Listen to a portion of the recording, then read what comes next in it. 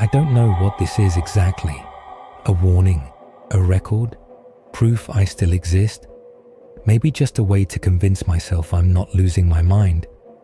Because that's how it works, right? That's how they get in. Not with violence, not with knives, with questions. With the slow unraveling of things you thought were solid.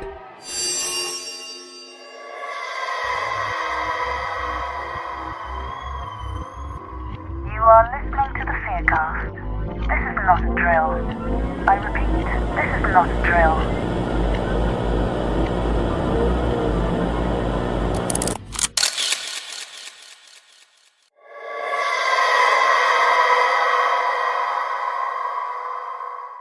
I started therapy a while back after a rough breakup.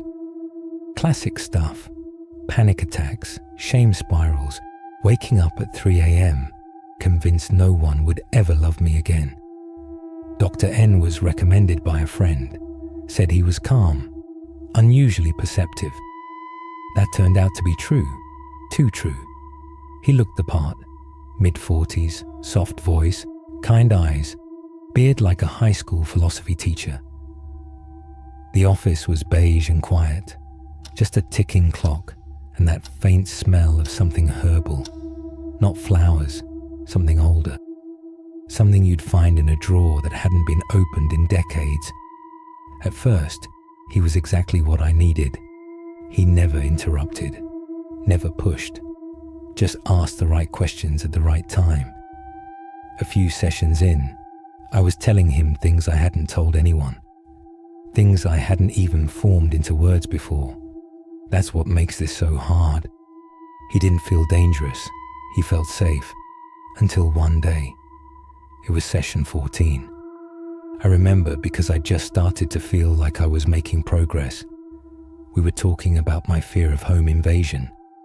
Not just the fear, but the rituals. Triple checking locks, leaving the hallway light on, sleeping with a flashlight under my pillow. He smiled and said, "You know, I keep a copy of every client's house key." He said it lightly, like a joke. I stared at him. He smiled again. "Just kidding." But there was a pause after that, the kind of silence that doesn't land right, like he was watching to see how much I believed him. I laughed awkwardly, said something like, "Guess I better start locking the windows too." He didn't reply, just wrote something down for the first time ever in our sessions. I should have walked away then. Over the next few weeks, little things started happening at home. At first, I thought I was just being forgetful. I'd come home and my shampoo bottle would be in the wrong place. Not fallen, just rotated. The lid unscrewed a little. Once, my toothbrush was damp at 3 p.m. I hadn't been home since morning. Another time, the fridge door was open with just a crack. Nothing missing, nothing spoiled, just open. It never escalated. Nothing loud, nothing obvious. Just wrongness in the small details.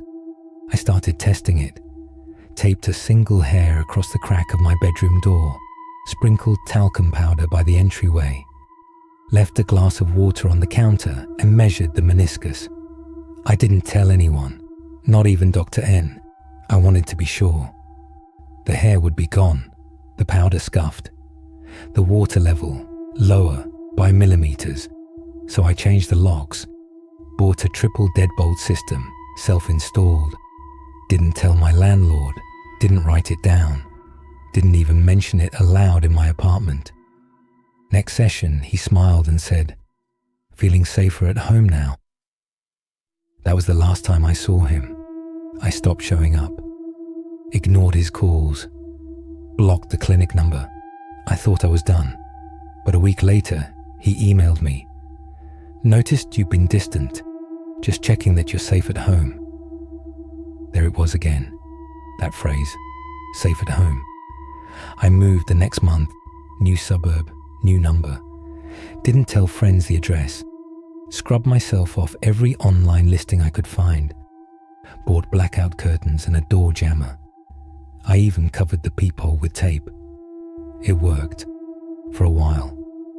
Then yesterday, I checked my letterbox.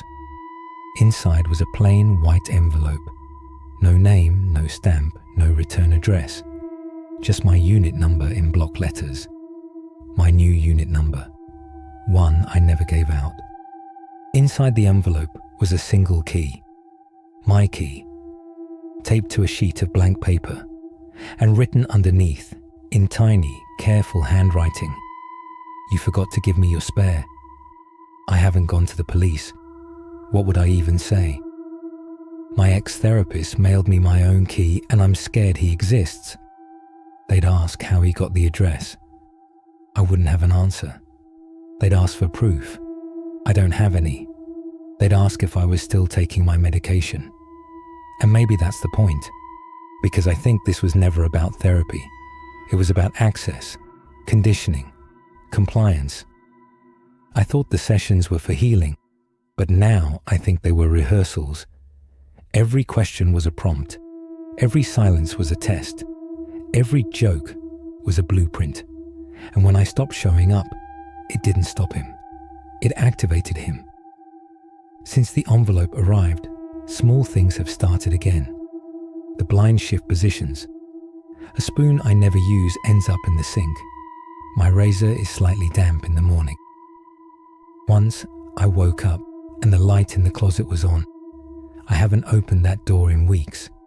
Last night, I was going through my drawer and found something that wasn't mine. A folded piece of paper between receipts and expired coupons. It was a printout of my original intake form from last year. Date stamped, signed, my handwriting.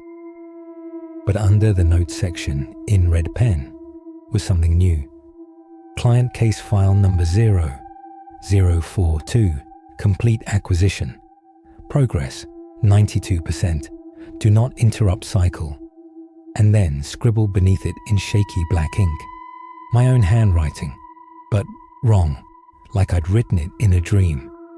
A consent. That's not how this ends. It's how it was meant to end. I thought I escaped him, but now I think the only reason I still exist is because he's not finished yet. And I just heard something in the hallway. Not a creak, not a thump, a click, deliberate, mechanical, a key, turning in the deadbolt.